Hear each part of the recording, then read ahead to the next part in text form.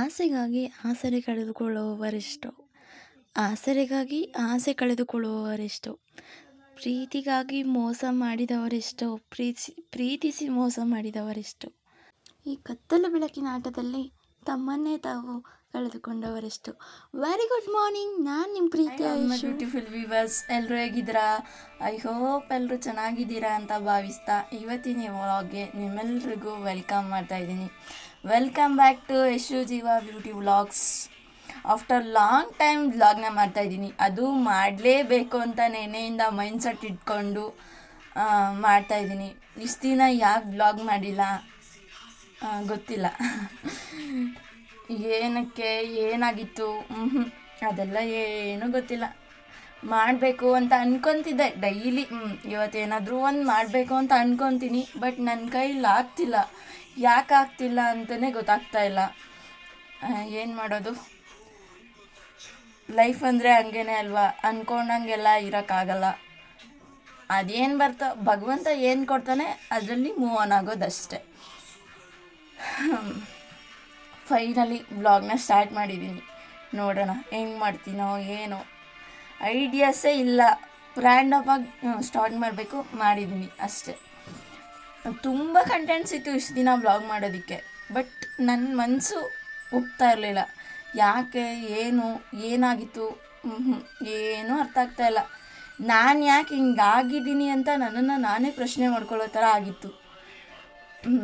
Finally ಇವತ್ತು ಕಾಲ ಕೂಡಿ ಬಂತೋ ಏನೋ ಗೊತ್ತಿಲ್ಲ, ನನಗೆ ನಾನೇ ಧೈರ್ಯ ತಗೊಂಡು ಇಲ್ಲ ನನ್ನ ಕೈಲಾಗುತ್ತೆ, ನಾನು ಮಾಡಲೇಬೇಕು ಅಂತ ಸ್ಟಾರ್ಟ್ ಮಾಡಿದ್ದೀನಿ. ಎಲ್ಲರೂ ಕೇಳ್ತಾರೆ ಏನಾಗಿದೆ, ಯಾಕೆ ಹಿಂಗಿದ್ಯಾ, ಯಾವಾಗಲೂ ಬೇಜಾರಲ್ಲೇ ಇರ್ತೀಯ, ಯಾವಾಗಲೂ ಮೂಡ್ ಆಫ್ ಆಗಿರ್ತೀಯ, ಅಂಥ ದೊಡ್ಡ ಪ್ರಾಬ್ಲಮ್ ಏನಾಗಿದೆ ನಿನ್ನ ಲೈಫಲ್ಲಿ ಅಂತ.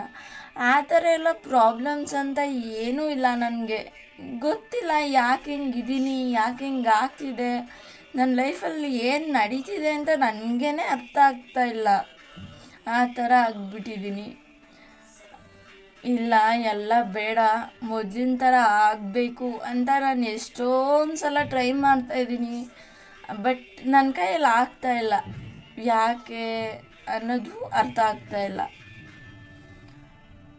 ನೋಡೋಣ ಏನಾಗುತ್ತೆ ಅಂತ. ಬನ್ನಿ ಇವತ್ತಿನ ದಿನ ಹೇಗಿರುತ್ತೆ ಅಂತ ನೋಡೋಣ. ಮಾರ್ನಿಂಗ್ ಎದ್ದು ಫ್ರೆಶ್ ಅಪ್ ಆಗಿ ಇವತ್ತಿನ ದಿನನ ಸ್ಟಾರ್ಟ್ ಮಾಡ್ತಾಯಿದ್ದೀನಿ. ಆ್ಯಸ್ ಯೂಶುವಲ್ ನನ್ನ ಡೇ ಸ್ಟಾರ್ಟ್ ಆಗೋದು ಎವ್ರಿ ಡೇ ಕಿಚನಿಂದನೇ. ಹಾಗೆ ಎದ್ದು ಹಾಲನ್ನ ಕಾಯೋಕ್ಕಿಟ್ಟು, ರಾತ್ರಿದು ಸ್ವಲ್ಪ ಸಾಂಬಾರು ಉಳಿದಿತ್ತು ಅಂತ ಅದನ್ನು ಬಿಸಿ ಮಾಡೋಕ್ಕೆ, ಬ್ರೇಕ್ಫಾಸ್ಟಿಗೆ ಸ್ವಲ್ಪ ಅವಲಕ್ಕಿ ಮಾಡೋಣ ಅಂತ ಅವಲಕ್ಕಿನ ಚೆನ್ನಾಗಿ ತೊಳೆದು ನೆನೆಸಿಟ್ಟೆ ಫಸ್ಟು. ಮತ್ತು ನನ್ನ ಮಗಳು ಕೂಡ ನನ್ನ ಜೊತೆಗೇ ಎದ್ಬಿಟ್ಟಿರ್ತಾಳೆ. ಎದ್ದು ಅವಳ ಪಾಡಿಗೆ ಅವಳು ಆಟ ಆಡ್ತಾ ಇರ್ತಾಳೆ, ನನಗೇನು ಡಿಸ್ಟರ್ಬ್ ಮಾಡಲ್ಲ. ಏನೇ ಕೆಲಸಗಳನ್ನ ಮಾಡೋಕ್ಕೂ ಮೊದಲು ಫ್ರೆಶ್ ಆಗಿ ಫಸ್ಟು ಎದ್ದ ತಕ್ಷಣ ಒಂದು ಲೋಟ ಟೀನ ಕುಡಿದು ಆಮೇಲೆ ನನ್ನ ಕೆಲಸಗಳನ್ನ ಸ್ಟಾರ್ಟ್ ಮಾಡ್ಕೊತೀನಿ. ಗೊತ್ತಿಲ್ಲ, ಟೀ ಕುಡ್ದಿಲ್ಲ ಅಂದರೆ ನನಗೆ ಆ ಡೇನೇ ಇನ್ಕಂಪ್ಲೀಟ್ ಅನ್ನೋ ಫೀಲ್ ಆಗ್ತಾ ಇರುತ್ತೆ. ಆ ಡೇ ಪೂರ್ತಿ ಮೂಡ್ ಆಫ್ ಆಗಿರುತ್ತೆ. ಬ್ರೇಕ್ಫಾಸ್ಟ್ ಎಲ್ಲ ಮುಗಿಸಿ ನನ್ನ ಹಸ್ಬೆಂಡ್ಗೂ ಕೂಡ ಬ್ರೇಕ್ಫಾಸ್ಟ್ ಹಾಕ್ಕೊಟ್ಟೆ. ಅವಲಕ್ಕಿ ರೆಸಿಪಿ ನಿಮ್ಮೆಲ್ರಿಗೂ ಗೊತ್ತಿರುತ್ತೆ, ಹಂಗಾಗಿ ಶೂಟ್ ಮಾಡ್ಕೊಂಡಿಲ್ಲ. ಸರಿ, ನನ್ನ ಮಗಳಿಗೂ ಸ್ವಲ್ಪ ಹೊಟ್ಟೆ ಹಸುವಾಗಿರುತ್ತೆ ಅಲ್ವಾ, ಹಾಗಾಗಿ ಅವಳಿಗೂ ಸ್ವಲ್ಪ ರಾಗಿ ಸರಿ ಮಾಡಿಕೊಂಡು ಅವಳನ್ನು ಆಟ ಆಡಿಸ್ಕೊಂಡು ಊಟ ಮಾಡಿಸ್ಕೊಂಡು ಹಾಗೆ ಸ್ವಲ್ಪ ಹೊತ್ತು ಟೈಮ್ ಸ್ಪೆಂಡ್ ಮಾಡಿದೆ. ಹೆಂಗೆ ಹೋಗುತ್ತೆ ಮಕ್ಕಳಿದ್ರೆ ಟೈಮು ಅನ್ನೋದೇ ಗೊತ್ತಾಗಲ್ಲ. ಪಟ ಪಟ ಪಟ ಅಂತ ಓಡ್ತಾ ಇರುತ್ತೆ. ಎಷ್ಟು ಬೇಗ ಕೆಲಸ ಮಾಡೋದು, ಎಷ್ಟು ಬೇಗ ಎದ್ದೇಳು, ಟೈಮ್ ಓಡೋದೇ ಗೊತ್ತಾಗಲ್ಲ. ಅಷ್ಟರಲ್ಲಿ 9:30 ಆಗಿಬಿಟ್ಟಿತ್ತು. ಆವಾಗಲೇ ನಾನು ಎದ್ದು 6 o'clock ಎದ್ದೆ. ಅವಳನ್ನ ಮುದ್ದು ಮಾಡಿಕೊಂಡು ಊಟ ಮಾಡಿಸ್ಕೊಂಡು ಆಟ ಆಡಿಸ್ಕೊಂಡು ತಿನ್ನಿಸ್ತಾ ಇದ್ದೆ. ಮಕ್ಕಳಿದ್ರೆ ಮನೇಲಿ ಎಷ್ಟು ಚಂದ ಅಲ್ವಾ, ಕ್ಯೂಟ್ ಆಗಿರುತ್ತೆ. ಊಟ ಮಾಡ್ತಾನೆ ಅವಳು ಮಲ್ಕೊಬಿಟ್ಲಿದ್ಲು. ಬೇಗನೆ ಎದ್ದಿದ್ಲಲ್ವ ನನ್ನ ಜೊತೆಲೇ, ಹಂಗಾಗಿ ಅವಳು ಮಲ್ಕೊಬಿಟ್ಲು. ಇನ್ನು ನಂದೇನೇ ಕೆಲಸಗಳಿದ್ರು ಅವಳು ಮಲ್ಕೊಂಡಾಗಲೇ ನಾನು ಮಾಡ್ಕೊಬೇಕು. ಇನ್ನು ಎದ್ಬಿಟ್ರೆ ಅವಳು ಮಾಡೋದಕ್ಕಂತೂ ಆಗಲ್ಲ. ಅವಳು ನೋಡ್ಕೊಳ್ಳೋದೇ ಒಂದು ದೊಡ್ಡ ಕೆಲಸ ಆಗಿಬಿಡುತ್ತೆ. ಹಾಗಾಗಿ ಸ್ವಲ್ಪ ಮಧ್ಯಾಹ್ನಕ್ಕೆ ಸಾಂಬಾರು ಮಾಡಿಟ್ಬಿಟ್ರೆ ಆಮೇಲೆ ಅನ್ನ ಬೇಕಾದರೆ ಮಾಡ್ಕೊಬೋದು. ಅವರು ನನ್ನ ಹಸ್ಬೆಂಡ್ ಮಧ್ಯಾಹ್ನ ಊಟಕ್ಕೆ ಬರ್ತಾರಲ್ಲ ಅಂಥೇಳಿ ಪಟ ಪಟ ಅಂತ ಸಾಂಬಾರು ಮಾಡಿಟ್ಟೆ. ಅಂದರೆ ಉಪ್ಪು ಸಾಂಬಾರು ಮಾಡಿದ್ದೆ ನೈಟು, ಅದನ್ನೇ ಬೆಳಿಗ್ಗೆ ಬಸ್ ಸಾಂಬಾರು ಮಾಡಿಕೊಂಡೆ. ಸಾಂಬಾರೆಲ್ಲ ಮಾಡಿಕೊಂಡು ಇನ್ನು ಸಾಂಬಾರನ್ನ ಕುದಿಯೋಕ್ಕಿಟ್ಟು, ಆ ಸಾಂಬಾರು ಕುದಿಯೋ ಅಷ್ಟರಲ್ಲಿ ಈ ಕಡೆ ಕ್ಲೀನಿಂಗೆಲ್ಲ ಮುಗಿಸ್ಕೊಬಿಡೋಣ ಅಂತ ಶೆಲ್ಫೆಲ್ಲ ಆವಾಗಲೇ ಕ್ಲೀನ್ ಮಾಡ್ಕೊಂಡ್ಬಿಡ್ತೀನಿ. ಕ್ಲೀನ್ ಮಾಡಿಕೊಂಡು ಇನ್ನು ಪಾತ್ರೆಗಳೆಲ್ಲ ಸ್ವಲ್ಪ ಹಾಗೆ ತೊಳೆದಿಟ್ಬಿಟ್ಟಿದ್ದೆ, ಅದನ್ನೆಲ್ಲ ಸ್ವಲ್ಪ ಜೋಡಿಸ್ಕೊತಾ ಇದ್ದೆ. ಅದೆಲ್ಲ ಆಗೋದು ಒಂದು ಕೆಲಸ ಮಾಡೋ ಅಷ್ಟರಲ್ಲಿ ಇನ್ನೊಂದು ಕೆಲಸನ ಬ್ಯಾಲೆನ್ಸ್ ಮಾಡ್ಕೊಬೇಕು. ಆಗ ಟೈಮ್ ಕೂಡ ಸೇವ್ ಆಗುತ್ತೆ, ಕೆಲಸ ಕೂಡ ಬೇಗ ಮುಗಿಯುತ್ತೆ ಅನ್ನೋದು ನನ್ನ. ಇನ್ನೂ ಸ್ವಲ್ಪ ಒಂದು EMI ಕಟ್ಟೋಕೆ ಹೋಗ್ಬೇಕಿತ್ತು, ಹಂಗಾಗಿ ಸ್ವಲ್ಪ ರೆಡಿ ಆಗಿಬಿಟ್ಟು ಅವಳು ಇದೆಲ್ಲ ಅಷ್ಟರಲ್ಲಿ ಎಲ್ಲ ಮುಗಿಸ್ಕೊಂಡ್ಬಿಡೋಣ ಅಂತ ಕೆಲಸ ಎಲ್ಲ ಮಾಡ್ತಾಯಿದ್ದೆ. ಅಷ್ಟರಲ್ಲಿ ಅವಳು ಸ್ವಲ್ಪ ಎದ್ದು ಅವಳ ಪಾಡಿಗೆ ಅವಳು ಆಟ ಆಡ್ತಾಯಿದ್ಲು. ಆಟ ಆಡಬೇಕಾದ್ರೆ ನನ್ನ ಬಟ್ಟೆನೆಲ್ಲ ಮಡ್ಚಿಟ್ಕೊಬಿಡೋಣ ಅಂದ್ಬಿಟ್ಟು ಬಂದೆ. ಬೇರೆ ಕೆಲಸ ಎಷ್ಟು ಬೇಕಾದರೂ ಮಾಡಿಬಿಡ್ತೀನಿ, ಬಟ್ ಈ ಬಟ್ಟೆ ಮಡ್ಚಿಡೋದು ಅಂದರೆ ನನಗೆ ಸ್ವಲ್ಪ ಅಲರ್ಜಿ. ಎಷ್ಟು ಬೇಕಾದರೂ ಬಟ್ಟೆ ಹೋಗ್ಬಿಡೋಣ, ಎಷ್ಟು ಬೇಕಾದರೂ ಎತ್ಕೊಂಬರ್ತೀನಿ, ಬಟ್ ಬಟ್ಟೆ ಮಡ್ಚೋದು ಅಂದರೆ ಸ್ವಲ್ಪ ಅಲರ್ಜಿ. ಹಂಗಾಗಿ ನಾನು ಏನು ಮಾಡ್ತೀನಿ ಅಂದರೆ TV ನೋಡಿಕೊಂಡು ಅಥವಾ ಮೊಬೈಲಲ್ಲಿ ಸಾಂಗ್ ಹಾಕ್ಕೊಂಡು ಕೇಳ್ತಾ ಹಂಗೆ ನನ್ನ ಮಗಳ ಜೊತೆ ಮಾತಾಡಿಕೊಂಡು ಆಟ ಆಡಿಕೊಂಡು ಮಡ್ಚಿಬಿಡ್ತೀನಿ. ಆವಾಗ ನಮಗೆ ಗೊತ್ತಾಗಲ್ಲ ಬಟ್ಟೆ ಮಡ್ಚಿದ್ದು, ಟೈಮ್ ಕೂಡ ಸೇವ್ ಆದಂಗೆ ಆಗುತ್ತೆ. ಹಂಗೆ ಇನ್ನೊಂದು ಇಂಪಾರ್ಟೆಂಟು, ಲೈಫಲ್ಲಿ ಎಲ್ಲರೂ ನಮ್ಮನ್ನ ಅರ್ಥ ಮಾಡ್ಕೊತಾರೆ ಅನ್ನೋದು ಸುಳ್ಳು. ಎಲ್ಲೋ ಅಪರೂಪಕ್ಕೆ ತುಂಬ ಹತ್ರ ಆದವರು 100ಕ್ಕೆ 100% ಅರ್ಥ ಮಾಡ್ಕೋತಾರೆ. ಕೆಲವೊಬ್ಬರು ಮಿಸ್ಟೇಕ್ ಆ್ಯಂಡ್ ಮಿಸ್ಅಂಡರ್ಸ್ಟ್ಯಾಂಡಿಂಗ್ ಮಾಡ್ಕೋತಾರೆ. ಸಿಚುವೇಶನ್ ಆ ಥರ ಇರುತ್ತೋ ಅಥವಾ ಅವ್ರು ಆ ಥರ ತಿಳ್ಕೊತಾರೋ ಗೊತ್ತಿಲ್ಲ, ಬಟ್ ಮಿಸ್ಅಂಡರ್ಸ್ಟ್ಯಾಂಡಿಂಗ್ ಮಿಸ್ಟೇಕ್ ಅಂತೂ ಮಾಡ್ಕೊತಾರೆ. ಕೆಲವೊಂದು ಸಲ ಏನಾಗುತ್ತೆ ಅಂದರೆ ನಮ್ಮನ್ನು ನಾವು ಪ್ರೂವ್ ಮಾಡ್ಕೊಳ್ಳೋಕೆ ಹೋಗಿ ನಮ್ಮ ಟೈಮ್ನ ನಾವು ವೇಸ್ಟ್ ಮಾಡ್ಕೊತೀವಿ ಅಂತ ಅನಿಸುತ್ತೆ. ಆಮೇಲೆ ಒಂದಿನ ಅವರಿಗೆ ಅರ್ಥ ಆಗುತ್ತೆ ನಾವೇನು, ನಮ್ಮ ವ್ಯಾಲ್ಯೂ ಏನು ಅಂತ. ಅಲ್ಲಿವರೆಗೂ ನಾವು ಕಾಯಬೇಕು ಅಷ್ಟೆ. ಸುಮ್ಮನೆ ಇನ್ಸ್ಟೆಂಟಾಗಿ ನಮಗೆ ನಾವೇ ಏನೇನೋ ಡಿಸಿಷನ್ ತಗೊಳ್ಳೋದು ತಪ್ಪಲ್ವಾ. ಆಮೇಲೆ ಅವ್ರಿಗೇನೆ ಅರ್ಥ ಆಗಿ ಬೇಜಾರಾಗುತ್ತೆ, ಮತ್ತು ಅವ್ರಿಗೇನೆ ರಿಗ್ರೆಟ್ ಆಗುತ್ತೆ. ಇವ್ರನ್ನ ಈ ಥರ ತಿಳ್ಕೊಬಿಟ್ಟಿದ್ವಲ್ಲ, ಈ ಥರ ಮಿಸ್ಅಂಡರ್ಸ್ಟ್ಯಾಂಡಿಂಗ್ ಮಾಡ್ಕೊಂಡ್ಬಿದ್ವಲ್ಲ ಅಂತ ಹೇಳಿ ನಮ್ಮ ವ್ಯಾಲ್ಯೂ ಅವ್ರಿಗೆ ಅರ್ಥ ಆಗುತ್ತೆ.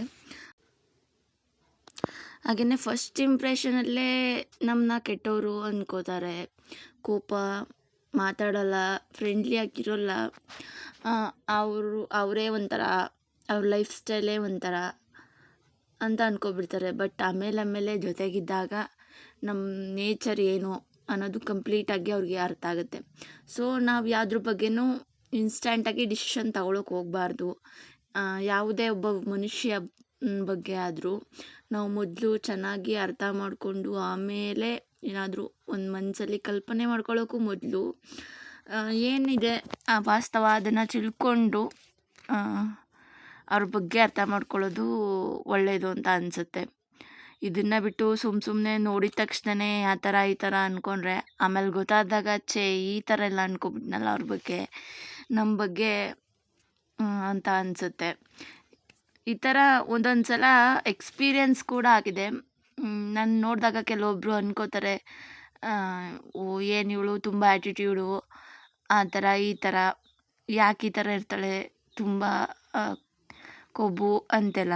ಬಟ್ ಆಮೇಲೆ ನನ್ನ ಜೊತೆಗೆ ಟೈಮ್ ಸ್ಪೆಂಡ್ ಮಾಡಿದಾಗೆ ನೀವೇನಾ ಇಷ್ಟೊಂದು ಫ್ರೆಂಡ್ಲಿ ಆಗಿರ್ತೀರಾ ಅಂತೆಲ್ಲ ಅವರಿಗೆ ಅರ್ಥ ಆಗುತ್ತೆ. ಈ ಥರ ತುಂಬಾ ಎಕ್ಸ್ಪೀರಿಯನ್ಸ್ಗಳು ಆಗಿದೆ. ಸೊ ಹಾಗೆ ನಾವು ಕೂಡ ಯಾರ ಬಗ್ಗೆನೂ ಇನ್ಸ್ಟೆಂಟಾಗಿ ಡಿಸಿಷನ್ನ ತಗೋಬಾರ್ದು. ಮೊದಲು ಅವ್ರ ಜೊತೆ ಬೆರೆತು ಆಮೇಲೆ ಅವ್ರೇನು ಅಂತ ನಾವು ತಿಳ್ಕೊಳ್ಳೋದು ಒಳ್ಳೆಯದು ಅಂತ ಅನಿಸುತ್ತೆ.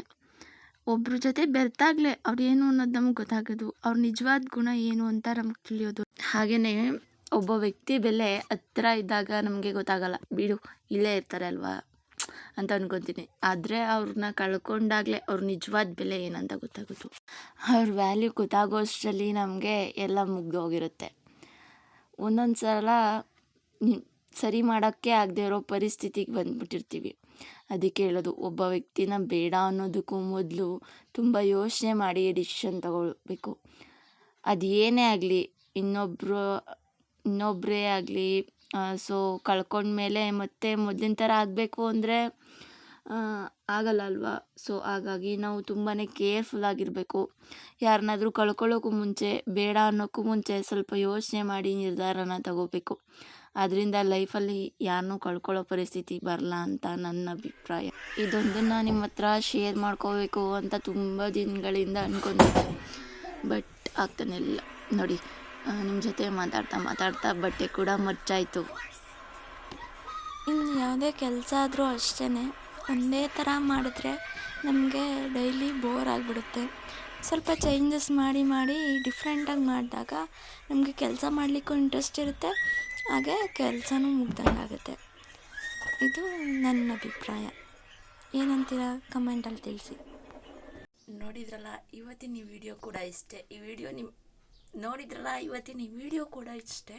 ಈ ವಿಡಿಯೋ ನಿಮ್ಮೆಲ್ಲರಿಗೂ ಇಷ್ಟ ಆಗಿದ್ದರೆ ಪ್ಲೀಸ್ ಒಂದು ಲೈಕ್ ಮಾಡಿ, ಶೇರ್ ಮಾಡಿ, ಕಮೆಂಟ್ ಮಾಡಿ ಆ್ಯಂಡ್ ಸಬ್ಸ್ಕ್ರೈಬ್ ಮಾಡಿ ಅಂತ ಕೇಳ್ಕೊಳ್ತಾ ಇವತ್ತಿನ ಈ ವಿಡಿಯೋನ ನಿಮ್ಮ ಅತ್ಯಮೂಲ್ಯ ಸಮಯದಲ್ಲಿ ನನಗಾಗಿ ಸಮಯ ನೀಡಿದ್ದಕ್ಕಾಗಿ ತುಂಬ ಹೃದಯದ ಧನ್ಯವಾದಗಳು.